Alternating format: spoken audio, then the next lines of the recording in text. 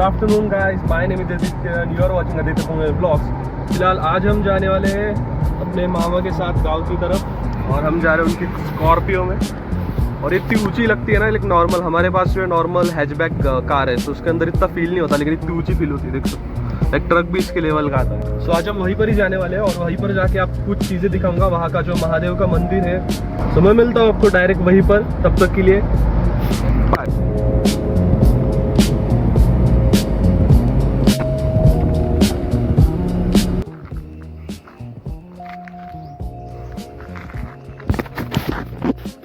चालू आहे घर बांधणं, खालचा फ्लोर झालाय, वरचा बाकी आहे। असे पिलर इकडे बघा फुल ग्रीन आहे, म्हणजे आमच्याकडे एवढे डोंगर नाही पण यांच्याकडे पूर्ण डोंगर आहे पूरा असं लाईन मध्ये। काहीतरी मंदिर होतं म्हणजे आता इकडे मी मला नाही एक जुनी विहीर पण दाखवतोय, तिकडे एक माणूस झोपला होता त्यामुळे थोडं बोललो नाही। हे बघा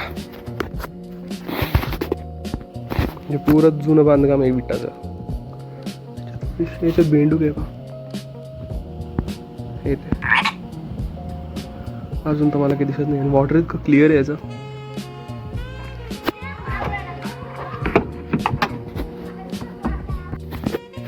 आता आपण आलो आहे शेतात आणि आपण चालू आहे आमच्या मामाच्या शेतात आणि इकडे सगळी चिक्कूची बाग आहे। थोडासा अल्ट्रावाईड कॅमेरा ना थोडासा हे झालेला आहे, त्याच्यामुळे थोडंसं मॅनेज करा, बाकी तुम्हाला quality top of the line भेटणार आहे। बघा हे पुरा चिक्कूचा बाग आहे, इकडे घेऊ लावलेले, पुरी बाउंड्री अशी करून ठेवली आणि त्या तिकडे हे लावलेले ऊस आणि इकडं लिंबाचे आहे। इकडं मी एक 1x मध्ये करून दाखव। इकडे बघा हे सगळे लिंबाचे, इकडं यायचं आहे आणि हे सगळे चिक्कू, याला बारीक चिक्कू पण आले, तुम्हाला दिसत असेल की नाही माहीत नाही।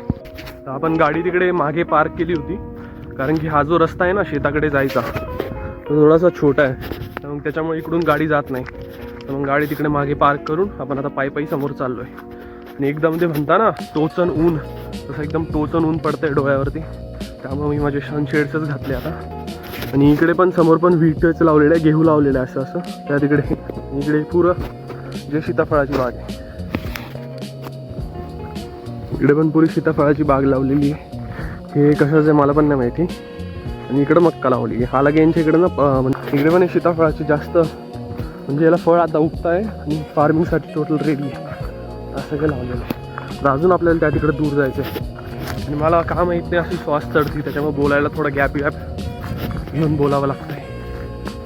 भेटू इकडे पण तुम्ही बघू शकता असे गहू लावलेले त्या बाउंड्रीपर्यंत आणि इकडे पुरे तुरीच्या सोयाबीनच्या शेंगा, तुरी काय म्हणतो मला पण नाही। आणि इकडे पण ही पुरी तुरीच्या शेंगा लावलेल्या आहे त्या झाडाच्या बाउंड्रीपर्यंत अशा, अंधेने पुरे गव्हाचं आहे। आम्ही पण गहू लावलेले, पण आम्ही गहू लवकर लावले होते ना, त्याच्यामुळे आमचे गहू इथपर्यंत आहे, इथपर्यंत। आता आपण असं बांधावरून चाललो आहे, कारण की तिकडून पण डिफिकल्ट आहे, कारण की समोर विहीर आहे आणि अजून पण काहीतरी आहे। फिलहाल इकडं खूप जास्त ऊन पडायला आहे आणि मी माझी आईस स्क्विंट नाही करणार, त्याच्यामुळे मी हे लावले। आणि मला नाही माहिती माझी हार्टबीट काय एवढी हे होती। तर इकडे अजून एक सेमच विहीर आहे आणि याच्यावरती ना हे पुरे घरटे लागलेले याच्या बघा। आणि मामा असं म्हणत होते की 1980s मधली, म्हणजे अराउंड 125 वर्ष झालेली आहे विहीरला। आणि पुरं बांधकाम बघू शकता, पुरं विटकरा ना अशा जुन्या लाईनीवाले, म्हणजे याच्यात सिमेंटच यूज नाही झालेले, फक्त वरचं नवीन सिमेंट आहे, बाकी हे पुरं आहे बघा। आता आपण दुसऱ्या शेतात आलेलो आहे आणि इकडे एकदम स्ट्रॉंग ऊन पडलं आहे, त्यामुळे मी असं केलं आहे। आणि इकडे हे पोकलँडचं काम चालू आहे आणि इकडून असा पुरा असा हायवे चालला आहे। ही पट्टी दिसते तुम्हाला, याच्यात असं एक 50-1 फूट बाजूला असा पुरा ते गाडी दिसते तिकडून असं। हे पुरी विटकराची भुट्टी बघता, ते तिकडे मशीन, हे पुरा असं उरलेलं आहे, वाळू वगैरे काय काय असतं तिकडे। तिकडे पुरा असं डोंगर टच, हे बघा ट्रॅक्टर आणि मशीन। हे किती उंच दिसतं बघा, लाईक जवळून इतकं मोठं नाही दिसत, पण जवळून एकदम हे सॉरी लांबून एवढं उंच नाही दिसत, पण जवळून एकदम उंच दिसतं।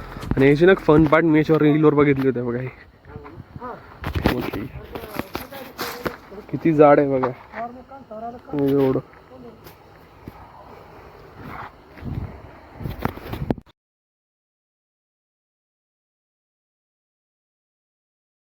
सो गाइस ब्लॉग को करते यहीं पर ही hand in between night and मुझे जो है ना खिला घुस गया था, खिला इन द सेंस वो गंजेड़ा खिला एंड मेरे पैर में लग गई थी, तो इसलिए कुछ ब्लॉग किया और कुछ फिर मंदिर वगैरह जाने तो वहाँ पर गए नहीं, अभी जा रहे हैं घर पे डायरेक्ट। एंड एडिट करके मैं जल्दी अपलोड करने की कोशिश करूँगा। Thanks for watching, bye.